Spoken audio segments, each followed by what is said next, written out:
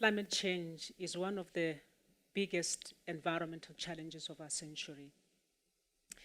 The most tragic thing about it is that those who did not contribute the greenhouse gas emissions that causes this global climate change are the ones who are suffering the most. It is very much about where you live, your social status, your gender, your class, what generation are you, your age, that really determines how climate change is going to impact you. It is something that affects the whole world. However, it impacts countries and regions differently. The most important thing that we need to think about is that those who are affected most are those usually without access to resources or even enough means for them to be able to adapt. Majority of those people are women. However, the global climate change discourse often undermines the role that women play as part of the solution towards global climate change. Women, particularly in the global south or in the African continent, are always labeled as being vulnerable or victims. At best, they are being described as virtuous, meaning saviors. They are supposed to be the custodians of environment. They are supposed to be the protectors of the other vulnerable members of society, like children and the elderly. They need to remain behind during climate disasters to be able to make sure that those that are vulnerable, those that are sick, those that are injured are actually looked after. We have a responsibility to change this narrative. I'm going to speak to you about the experiences that I've had in the past 12 years when I worked for an organization which I co-founded in 2009. It was called Decisively Women for Climate Justice. I remained the global president of that network internationally. I am also continuing with this in my master's in science that I'm studying right now. The work that I'm doing right now is to reflect how have I been co-opted to really continue this narrative. Has the projects that I ran in those 10 years when I was at the helm of Gender CC Southern Africa promoted this discourse, or have they challenged it in some way? Unfortunately, as many of us know, there is a shortage of resources in terms of financial resources in our countries, in the developing countries, particularly in Africa. We rely on international aid that has to come in for us to be able to work on projects that are going to alleviate the pressure on those who are suffering the most. Usually, these funds, they come already designed and prescribed. You are not allowed to use them for certain thing or the other. However, where I found it challenging was when we wanted to be able to not only give women education and raise awareness to them about this global phenomena, but actually to equip them with resources and access to information and technology that would see them being part of the solution in fighting global climate change. We were told that this funding is only for non-profit. You cannot use it to generate income. And I know that if we want to be able to transform women's lives, we need to redesign. We need to actually look at the structural barriers that are blocking them to be able to unleash their own potential. It is a systematic issue. It is a structural issue.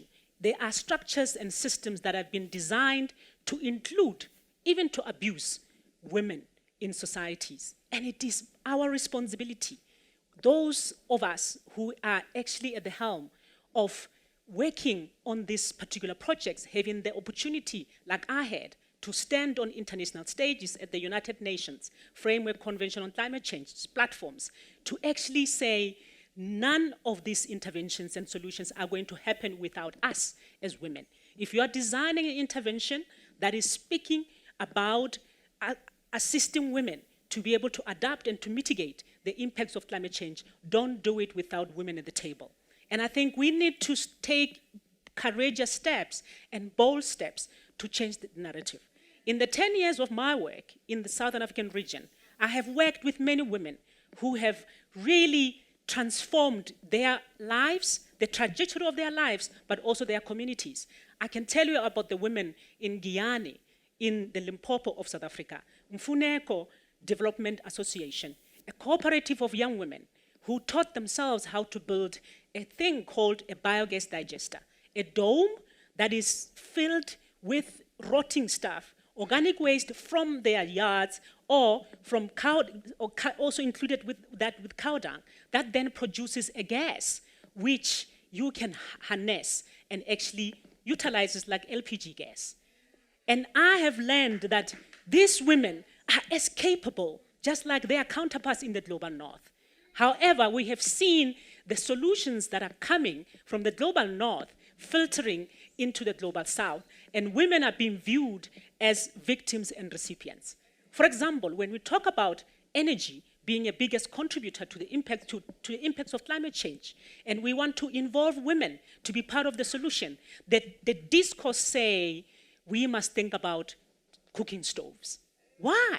Why should we be limiting women? We are not in the dark ages anymore. We have been empowered, we've been educated, we are engineers, we are architects, we are planners, we are designers, we are innovators in our own right, just like our northern counterparts. And this narrative of always looking at us as the end users of technology instead of the designers and the people who will maintain it needs to change. I'm talking about Yabasha Energy Solutions, a company that operates outside of the east of Johannesburg, that manufactures solar water heaters. It is run by two women siblings who have learned from their father, who was an engineer, running his own company to operate this company.